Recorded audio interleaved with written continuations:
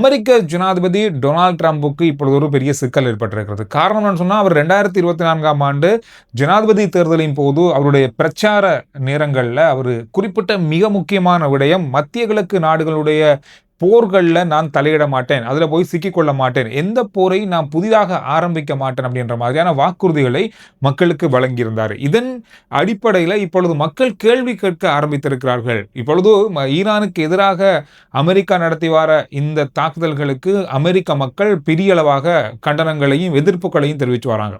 இதனால இவர் வழங்கிய இந்த வாக்குறுதிகள், தேர்தல் வாக்குறுதிகள் எங்கே போனது?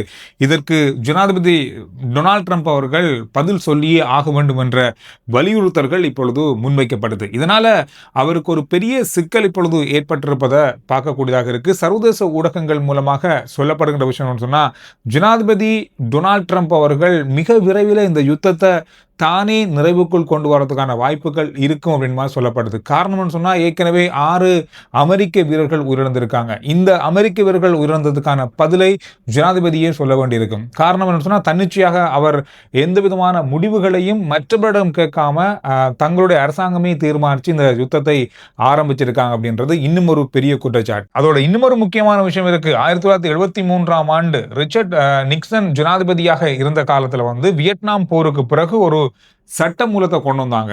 எந்த விதத்திலும் அமெரிக்கா வேறு ஒரு நாட்டுக்கு மேல போர் தொடுப்பதாக இருந்தால் பல ஆலோசனைகள் நடத்தப்பட வேண்டும். குறிப்பா எதிர்க்கட்சிகளுடைய அனுமதி பெறப்பட வேண்டும். இந்த மாதிரியான விஷயங்கள் கண்டிப்பாக இருக்கும்.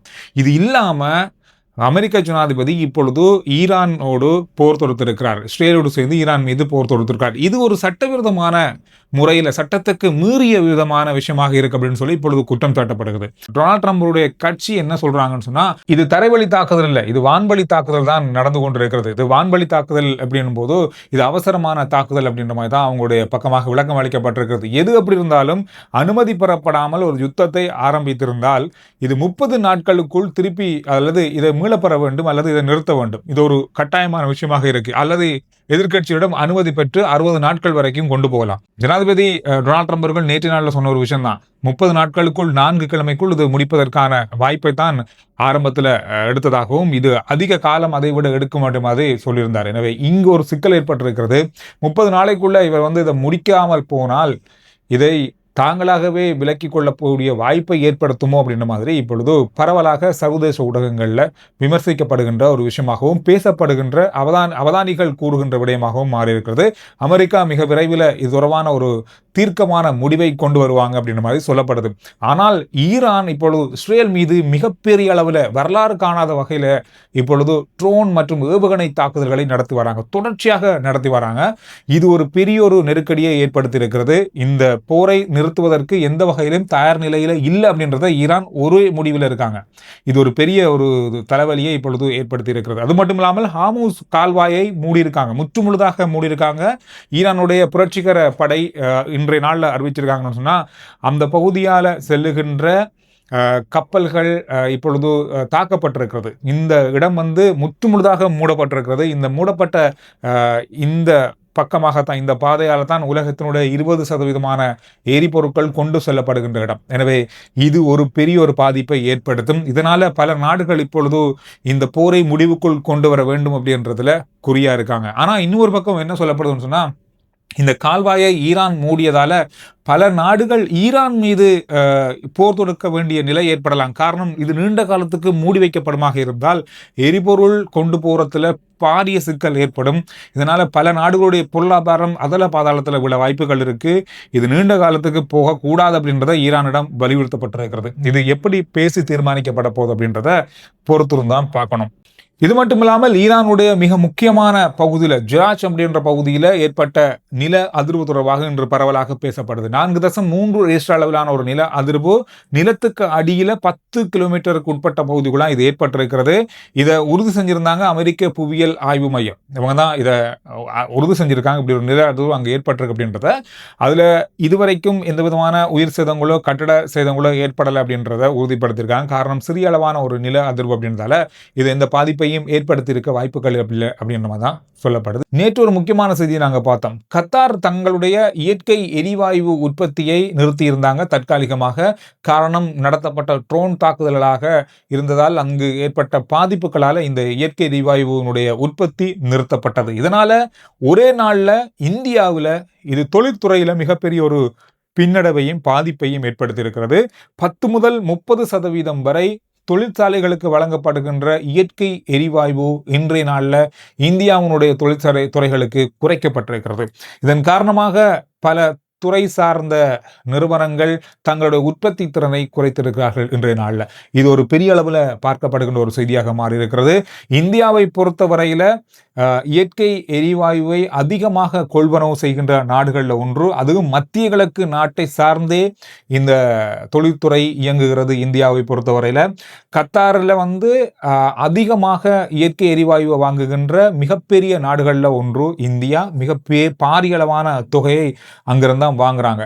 இது மட்டும் இல்லாமல் மற்ற இடங்கள்ல இருந்து அவங்க வாங்குறதுக்கான ஏற்பாடுகள் நடந்து வந்தாலும் இதனால கப்பல் கட்டணங்கள் உயர்வும், காப்புறுதி கட்டணங்கள் உயரும், அதோடு தொழில் கொண்டு வர செலவுகள் அதிகரிப்பதால தொழில்துறையிலேயும் பாரிய மாற்றங்கள் வரலாம்னு சொல்லப்படுது. இது மிக விரைவில் கத்தார் இந்த உற்பத்தியை ஆரம்பிக்காமல் போனால் அல்லது யுத்தம் தொடர்ந்து நடக்குமாக இருந்தால் இது பெரிய ஒரு பாதிப்பை இப்பொழுது இந்தியாவில் ஏற்படுத்தியிருக்கு. பல நாடுகள் இந்தியாவில் உற்பத்தி சார்ந்து இருக்கிற நாடுகளும் தொடர்ச்சியாக பாதிக்கப்பட வாய்ப்புகள் இருக்கு அப்படின்ற மாதிரி சொல்லப்பட்டிருக்கிறது.